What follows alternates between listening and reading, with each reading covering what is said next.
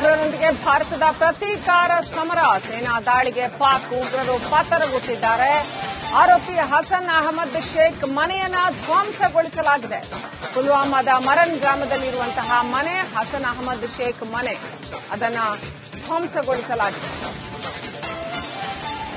ನುಗ್ಗಿ ಹೊಡೆಯೋದಂದ್ರೆ ಇದೇನೆ ನೋಡಿ, ಅವರ ಮನೆಗೆ ನುಗ್ಗಿ ಹೊಡೆಯುವಂತದ್ದು, ಮನೆಯನ್ನೇ ಧ್ವಂಸಗೊಳಿಸಲಾಗಿದೆ.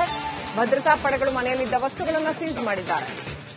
ಸೊ ಏನೇನು ನಡೆದಿದೆ ನಮ್ಮ ಸಹೋದ್ಯೋಗಿ ರಂಜಿತ್ ಶಿರಿಯಾರ್ ಪ್ರತ್ಯಕ್ಷ ವರದಿ ಕೊಟ್ಟಿದ್ದಾರೆ, ನೋಡೋಣ. ನೋಡಿ, ಇಡೀ ದೇಶವೇ ಬೆಚ್ಚಿಬಿದ್ದಂತ ಘಟನೆ ಅದು. 2019ರಲ್ಲಿ ಭಾರತದ ಸೇನೆಯ ಮೇಲೆ ಭಯೋತ್ಪಾದಕರ ಕುಕೃತ್ಯ ಹೇಗಿತ್ತು ಕೇಳಿದ್ರೆ, ಪುಲ್ವಾಮಾ ಜಿಲ್ಲೆಯ ಲೇಟ್ಪುರ ಅನ್ನೋ ಒಂದು ಊರಿನಲ್ಲಿ ನ್ಯಾಷನಲ್ ಹೈವೇಯಲ್ಲಿ ಸ್ಫೋಟಕವನ್ನ ತುಂಬಿಕೊಂಡು ಬಂದಂತ ಆ ಸ್ಥಳೀಯ ಬಾಲಕನನ್ನ ಈ ಲಷ್ಕರ್ ಎ ತೊಯ್ಬಾ ಸಂಘಟನೆಯ ಭಯೋತ್ಪಾದಕರು ಆತನನ್ನ ಬಳಸಿಕೊಂಡು ಆತ್ಮಾಹುತಿ ಬಾಂಬ್ ದಾಳಿ ನಡೆಸಿ ಸಂಪೂರ್ಣವಾಗಿ ಆ ಸ್ಫೋಟಕವನ್ನ ಸ್ಫೋಟಿಸಿ 40 ಜನ ನಮ್ಮ ವೀರ ಯೋಧರ ವೀರ ಮರಣ ಹೊಂದಿದ್ರು. ಇದಕ್ಕೆ ಈ ಕುಕೃತ್ಯಕ್ಕೆ ಕಾರಣವಾದಂತ ಲಷ್ಕರ್ ಎ ಸಂಘಟನೆ. ಈ ಘಟನೆ ನಮ್ಮ ಮನಸ್ಸಿಂದ ದೂರ ಆಗ್ಲಿಕ್ಕೆ ಸಾಧ್ಯವಿಲ್ಲ. ಯಾಕಂತ ಹೇಳಿದ್ರೆ ಇಡೀ ದೇಶವೇ ಆ ಘಟನೆಯನ್ನ ಖಂಡಿಸಿತ್ತು. ನಮ್ಮ ರಕ್ತ ಇಂದಿಗೂ ಕೂಡ ಕುದಿಯುತ್ತೆ.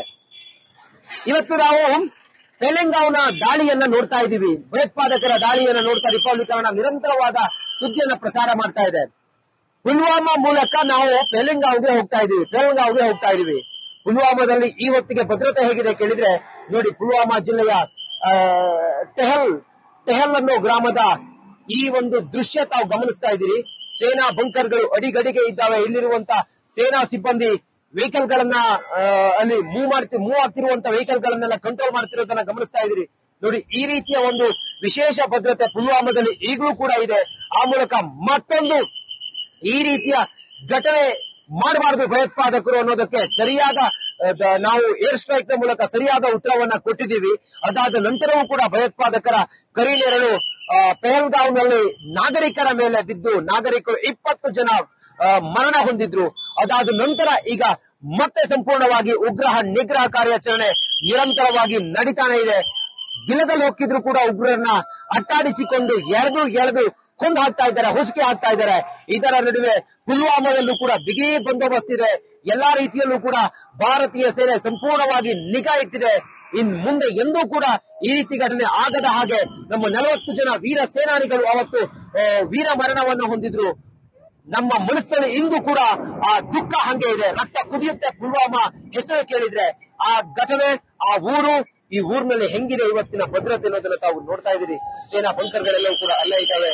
ಬಂದೋಬಸ್ತ್ ಇರುವಂತ ಸೇನಾ ಸಿಬ್ಬಂದಿ ಎಲ್ಲವರನ್ನು ಕೂಡ ಟ್ರಾಫಿಕ್ ಅನ್ನ ಕ್ಲಿಯರ್ ಮಾಡ್ತಿರೋದನ್ನ ಗಮನಿಸ್ತಾ ಇದ್ದೀರಿ. ಇದು ಪುಲ್ವಾಮಾದ ಚಿತ್ರಣ. ರಿಪಬ್ಲಿಕ್ ಕನ್ನಡ ಗ್ರೌಂಡ್ ನಲ್ಲಿದ್ದು ಕಾಶ್ಮೀರದ ಸಂಪೂರ್ಣ ಮಾಹಿತಿಯನ್ನ ನಿಮ್ಮ ಮುಂದೆ ತಲುಪಿಸುವಂತ ಪ್ರಯತ್ನವನ್ನ ಮಾಡ್ತಾ ಇದೆ. ಕಾಶ್ಮೀರದಿಂದ ನಾನು ರಂಜಿತ್ ಶಿರಿಯಾರ್, ರಿಪಬ್ಲಿಕ್ ಕನ್ನಡಕ್ಕಾಗಿ ನಮಸ್ಕಾರ. ಜೈ ಹಿಂದ್. ಉಗ್ರರೊಂದಿಗೆ ಭಾರತದ ಪ್ರತೀಕಾರ ಸಮರ. ಸೇನಾ ದಾಳಿಗೆ ಪಾಕ್ ಉಗ್ರರು ಪಾತರಗೊಟ್ಟಿದ್ದಾರೆ. ಆರೋಪಿ ಹಸನ್ ಅಹಮದ್ ಶೇಖ್ ಮನೆಯನ್ನ ಧ್ವಂಸಗೊಳಿಸಲಾಗಿದೆ.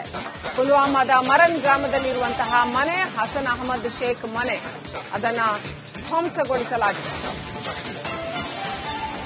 ನುಗ್ಗಿ ಹೊಡೆಯೋದಂದ್ರೆ ಇದೇನೆ ನೋಡಿ, ಅವರ ಮನೆಗೆ ನುಗ್ಗಿ ಹೊಡೆಯುವಂತದ್ದು, ಮನೆಯನ್ನೇ ಧ್ವಂಸಗೊಳಿಸಲಾಗಿದೆ. ಭದ್ರತಾ ಪಡೆಗಳು ಮನೆಯಲ್ಲಿದ್ದ ವಸ್ತುಗಳನ್ನು ಸೀಜ್ ಮಾಡಿದ್ದಾರೆ. ಸೊ ಏನೇನು ನಡೆದಿದೆ ನಮ್ಮ ಸಹೋದ್ಯೋಗಿ ರಂಜಿತ್ ಶಿರಿಯಾರ್ ಪ್ರತ್ಯಕ್ಷ ವರದಿ ಕೊಟ್ಟಿದ್ದಾರೆ, ನೋಡೋಣ. ನೋಡಿ, ಇಡೀ ದೇಶವೇ ಬೆಚ್ಚಿಬಿದ್ದಂತ ಘಟನೆ ಅದು. 2019ರಲ್ಲಿ ಭಾರತದ ಸೇನೆಯ ಮೇಲೆ ಭಯೋತ್ಪಾದಕರ ಕುಕೃತ್ಯ ಹೇಗಿತ್ತು ಕೇಳಿದ್ರೆ, ಪುಲ್ವಾಮಾ ಜಿಲ್ಲೆಯ ಲೇಟ್ಪುರ ಅನ್ನೋ ಒಂದು ಊರಿನಲ್ಲಿ ನ್ಯಾಷನಲ್ ಹೈವೇಯಲ್ಲಿ ಸ್ಫೋಟಕವನ್ನ ತುಂಬಿಕೊಂಡು ಬಂದಂತ ಆ ಸ್ಥಳೀಯ ಬಾಲಕನನ್ನ ಈ ಲಷ್ಕರ್ ಎ ತೊಯ್ಬಾ ಸಂಘಟನೆಯ ಭಯೋತ್ಪಾದಕರು ಆತನನ್ನ ಬಳಸಿಕೊಂಡು ಆತ್ಮಾಹುತಿ ಬಾಂಬ್ ದಾಳಿ ನಡೆಸಿ ಸಂಪೂರ್ಣವಾಗಿ ಆ ಸ್ಫೋಟಕವನ್ನ ಸ್ಫೋಟಿಸಿ 40 ಜನ ನಮ್ಮ ವೀರ ಯೋಧರ ವೀರ ಮರಣ ಹೊಂದಿದ್ರು. ಇದಕ್ಕೆ ಈ ಕುಕೃತ್ಯಕ್ಕೆ ಕಾರಣವಾದಂತ ಲಷ್ಕರ್ ಎ ಸಂಘಟನೆ. ಈ ಘಟನೆ ನಮ್ಮ ಮನಸ್ಸಿಂದ ದೂರ ಆಗ್ಲಿಕ್ಕೆ ಸಾಧ್ಯವಿಲ್ಲ. ಯಾಕಂತ ಹೇಳಿದ್ರೆ ಇಡೀ ದೇಶವೇ ಆ ಘಟನೆಯನ್ನ ಖಂಡಿಸಿತ್ತು. ನಮ್ಮ ರಕ್ತ ಇಂದಿಗೂ ಕೂಡ ಕುದಿಯುತ್ತೆ. ಇವತ್ತು ನಾವು ತೆಲಂಗಾಣ ದಾಳಿಯನ್ನ ನೋಡ್ತಾ ಇದ್ದೀವಿ. ಭಯೋತ್ಪಾದಕರ ದಾಳಿಯನ್ನ ನೋಡ್ತಾ ರಿಪಬ್ಲಿಕ್ ನಿರಂತರವಾದ ಸುದ್ದಿಯನ್ನ ಪ್ರಸಾರ ಮಾಡ್ತಾ ಇದೆ. ಪುಲ್ವಾಮಾ ಮೂಲಕ ನಾವು ತೆಲಂಗಾಣಗೆ ಹೋಗ್ತಾ ಇದೀವಿ. ಪುಲ್ವಾಮಾದಲ್ಲಿ ಈ ಹೊತ್ತಿಗೆ ಭದ್ರತೆ ಹೇಗಿದೆ ಕೇಳಿದ್ರೆ, ನೋಡಿ, ಪುಲ್ವಾಮಾ ಜಿಲ್ಲೆಯ ತೆಹಲ್ ಅನ್ನೋ ಗ್ರಾಮದ ಈ ಒಂದು ದೃಶ್ಯ ತಾವು ಗಮನಿಸ್ತಾ ಇದ್ದೀರಿ. ಸೇನಾ ಬಂಕರ್ಗಳು ಅಡಿಗಡಿಗೆ ಇದ್ದಾವೆ. ಇಲ್ಲಿರುವಂತ ಸೇನಾ ಸಿಬ್ಬಂದಿ ವೆಹಿಕಲ್ ಗಳನ್ನ ಅಲ್ಲಿ ಮೂವ್ ಆಗ್ತಿರುವಂತ ವೆಹಿಕಲ್ ಗಳನ್ನೆಲ್ಲ ಕಂಟ್ರೋಲ್ ಮಾಡ್ತಿರೋದನ್ನ ಗಮನಿಸ್ತಾ ಇದ್ದೀರಿ. ನೋಡಿ, ಈ ರೀತಿಯ ಒಂದು ವಿಶೇಷ ಭದ್ರತೆ ಪುಲ್ವಾಮಾದಲ್ಲಿ ಈಗಲೂ ಕೂಡ ಇದೆ. ಆ ಮೂಲಕ ಮತ್ತೊಂದು ಈ ರೀತಿಯ ಘಟನೆ ಮಾಡಬಾರದು ಭಯೋತ್ಪಾದಕರು ಅನ್ನೋದಕ್ಕೆ ಸರಿಯಾದ ನಾವು ಏರ್ ಸ್ಟ್ರೈಕ್ ನ ಮೂಲಕ ಸರಿಯಾದ ಉತ್ತರವನ್ನ ಕೊಟ್ಟಿದ್ದೀವಿ. ಅದಾದ ನಂತರವೂ ಕೂಡ ಭಯೋತ್ಪಾದಕರ ಕರಿನೆರಳು ಪೆಹಲ್ಗಾಂವ್ ನಲ್ಲಿ ನಾಗರಿಕರ ಮೇಲೆ ಬಿದ್ದು ನಾಗರಿಕರು 20 ಜನ ಮರಣ ಹೊಂದಿದ್ರು. ಅದಾದ ನಂತರ ಈಗ ಮತ್ತೆ ಸಂಪೂರ್ಣವಾಗಿ ನಿಗ್ರಹ ಕಾರ್ಯಾಚರಣೆ ನಿರಂತರವಾಗಿ ನಡೀತಾನೆ ಇದೆ. ಗಿಲದಲ್ಲಿ ಹೋಗ್ತಿದ್ರು ಕೂಡ ಉಗ್ರರನ್ನ ಅಟ್ಟಾಡಿಸಿಕೊಂಡು ಎಳೆದು ಕೊಂದು ಹಾಕ್ತಾ ಇದ್ದಾರೆ, ಹೊಸಿಕೆ ಹಾಕ್ತಾ ಇದ್ದಾರೆ. ಇದರ ನಡುವೆ ಪುಲ್ವಾಮಾದಲ್ಲೂ ಕೂಡ ಬಿಗಿ ಬಂದೋಬಸ್ತ್ ಇದೆ. ಎಲ್ಲಾ ರೀತಿಯಲ್ಲೂ ಕೂಡ ಭಾರತೀಯ ಸೇನೆ ಸಂಪೂರ್ಣವಾಗಿ ನಿಗಾ ಇಟ್ಟಿದೆ. ಇನ್ ಮುಂದೆ ಎಂದೂ ಕೂಡ ಈ ರೀತಿ ಘಟನೆ ಆಗದ ಹಾಗೆ ನಮ್ಮ 40 ಜನ ವೀರ ಸೇನಾನಿಗಳು ಅವತ್ತು ವೀರ ಮರಣವನ್ನು ಹೊಂದಿದ್ರು. ನಮ್ಮ ಮನಸ್ಸಿನಲ್ಲಿ ಇಂದು ಕೂಡ ಆ ದುಃಖ ಹಂಗೆ ಇದೆ. ರಕ್ತ ಕುದಿಯುತ್ತೆ ಪುಲ್ವಾಮಾ ಹೆಸರು ಕೇಳಿದ್ರೆ. ಆ ಘಟನೆ, ಆ ಊರು, ಈ ಊರಿನಲ್ಲಿ ಹೆಂಗಿದೆ ಇವತ್ತಿನ ಭದ್ರತೆ ಅನ್ನೋದನ್ನ ತಾವು ನೋಡ್ತಾ ಇದ್ದೀರಿ. ಸೇನಾ ಬಂಕರ್ಗಳೆಲ್ಲವೂ ಕೂಡ ಅಲ್ಲೇ ಇದ್ದಾವೆ. ಬಂದೋಬಸ್ತ್ ಇರುವಂತ ಸೇನಾ ಸಿಬ್ಬಂದಿ ಎಲ್ಲವರನ್ನು ಕೂಡ ಟ್ರಾಫಿಕ್ ಅನ್ನ ಕ್ಲಿಯರ್ ಮಾಡ್ತಿರೋದನ್ನ ಗಮನಿಸ್ತಾ ಇದ್ದೀರಿ. ಇದು ಪುಲ್ವಾಮಾದ ಚಿತ್ರಣ. ರಿಪಬ್ಲಿಕ್ ಕನ್ನಡ ಗ್ರೌಂಡ್ ನಲ್ಲಿದ್ದು ಕಾಶ್ಮೀರದ ಸಂಪೂರ್ಣ ಮಾಹಿತಿಯನ್ನ ನಿಮ್ಮ ಮುಂದೆ ತಲುಪಿಸುವಂತ ಪ್ರಯತ್ನವನ್ನ ಮಾಡ್ತಾ ಇದೆ. ಕಾಶ್ಮೀರದಿಂದ ನಾನು ರಂಜಿತ್ ಶಿರಿಯಾ, ರಿಪಬ್ಲಿಕ್ ಕನ್ನಡಕ್ಕಾಗಿ ನಮಸ್ಕಾರ. ಜೈ ಹಿಂದ್. ಉಗ್ರರೊಂದಿಗೆ ಭಾರತದ ಪ್ರತೀಕಾರ ಸಮರ. ಸೇನಾ ದಾಳಿಗೆ ಪಾಕ್ ಉಗ್ರರು ಪಾತರಗುತ್ತಿದ್ದಾರೆ. ಆರೋಪಿ ಹಸನ್ ಅಹಮದ್ ಶೇಖ್ ಮನೆಯನ್ನ ಧ್ವಂಸಗೊಳಿಸಲಾಗಿದೆ. ಪುಲ್ವಾಮಾದ ಮರನ್ ಗ್ರಾಮದಲ್ಲಿರುವಂತಹ ಮನೆ ಹಸನ್ ಅಹಮದ್ ಶೇಖ್ ಮನೆ, ಅದನ್ನ ಧ್ವಂಸಗೊಳಿಸಲಾಗಿದೆ. ನುಗ್ಗಿ ಹೊಡೆಯೋದಂದ್ರೆ ಇದೇನೆ ನೋಡಿ. ಅವರ ಮನೆಗೆ ನುಗ್ಗಿ ಹೊಡೆಯುವಂತದ್ದು, ಮನೆಯನ್ನೇ ಧ್ವಂಸಗೊಳಿಸಲಾಗಿದೆ. ಭದ್ರತಾ ಪಡೆಗಳು ಮನೆಯಲ್ಲಿದ್ದ ವಸ್ತುಗಳನ್ನು ಸೀಸ್ ಮಾಡಿದ್ದಾರೆ. ಸೊ ಏನೇನು ನಡೆದಿದೆ ನಮ್ಮ ಸಹೋದ್ಯೋಗಿ ರಂಜಿತ್ ಶಿರಿಯಾ ಪ್ರತ್ಯಕ್ಷ ವರದಿ ಕೊಟ್ಟಿದ್ದಾರೆ, ನೋಡೋಣ. ನೋಡಿ, ಇಡೀ ದೇಶವೇ ಬೆಚ್ಚಿಬಿದ್ದಂತ ಘಟನೆ ಅದು.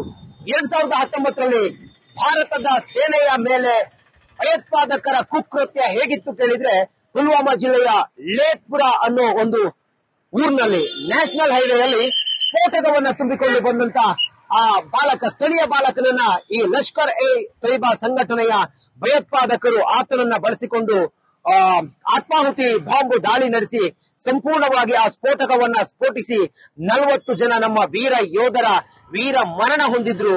ಇದಕ್ಕೆ ಈ ಕುಕೃತ್ಯಕ್ಕೆ ಕಾರಣವಾದಂತ ಲಷ್ಕರ್ ಎ ಸಂಘಟನೆ.